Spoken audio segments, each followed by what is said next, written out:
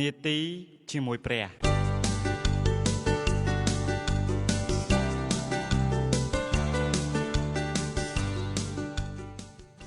នៅពេលដែលគេបញ្ឈប់ការងារយើងឬដឹងថាគេលែងធ្វើការយើងហើយនោះតើយើងមានអារម្មណ៍ពិបាកបែបណាភាពព្រួយលំបាកចិត្តដែលអូសទាញចិត្តយើងទៅតាមភាពបែបណានោះគឺស្ថិតនៅលើការដែលយើងសង្កត់តម្លៃទៅលើកិច្ចការងារឬក៏ទៅលើតម្លៃខ្លួនយើងផ្ទាល់បើសិនជាយើងចង់ចិត្តគិតទៅលើតម្លៃការងាររបស់យើងធ្វើហើយធ្វើឈប់ពីការងារនោះប្រៀបដូចជាបំផ្លាញជីវិតយើងដូច្នោះតែបើសិនជាយើងមើលទៅលើតម្លៃរបស់ខ្លួនយើងផ្ទាល់វិញនោះទោះបីការងារនោះធ្វើដកចេញពីយើងយ៉ាងណាក៏ដោយពិតណាស់យើងនឹងមានចិត្តរង្គើតែមិនខ្ទេចពីទេយើងឃើញថាអារម្មណ៍មនោសញ្ចេតនាយកទៅតាមការដែលយើងសម្លឹងទៅលើតម្លៃនៃអ្វីដែលកើតមកលើយើងនេះជាគ្រឹះដ៏សំខាន់ក្នុងនាវាចរដំណើរជីវិតរបស់យើងក្នុងការយល់ដឹងពីតម្លៃជីវិតពិតរបស់ខ្លួនតើយើងជាអ្នកណានឹងអ្វីដែលយើងធ្វើកិច្ចការដែលយើងធ្វើសំខាន់ពិតណាស់តែមិនសំខាន់ទាំងអស់ទេ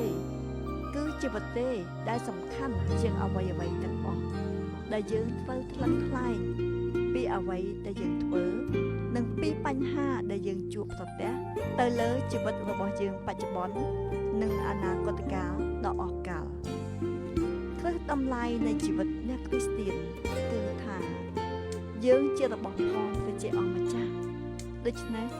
បើសិនណាជាកូនព្រះហើយនោះយើងក៏មិនបានគ្រងមរតកដែរគឺជាអ្នកគ្រងមរតកនៃព្រះជាមួយនឹងព្រះគ្រីស្ទផងឲ្យតែយើងទទួលរងទុក្ខជាមួយនឹងភពចុះ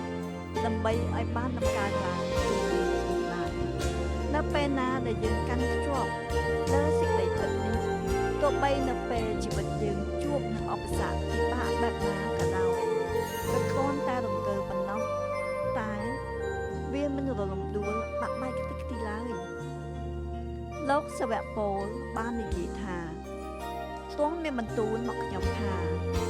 គុណរបស់ឯងល្មមដល់ឯងហើយ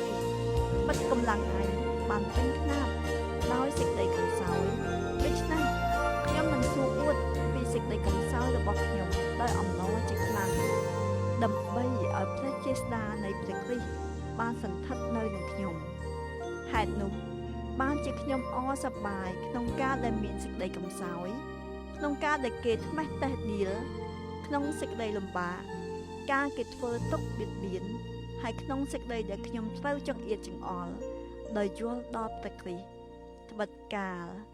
ដែលខ្ញុំខ្សោយនោះខ្ញុំមានកម្លាំងយ៉ាងចំណានវិញចាសសូមអរគុណដែលបានស្ដាប់ហើយសូមពងចាំស្ដាប់នៅពេលក្រោយទៀត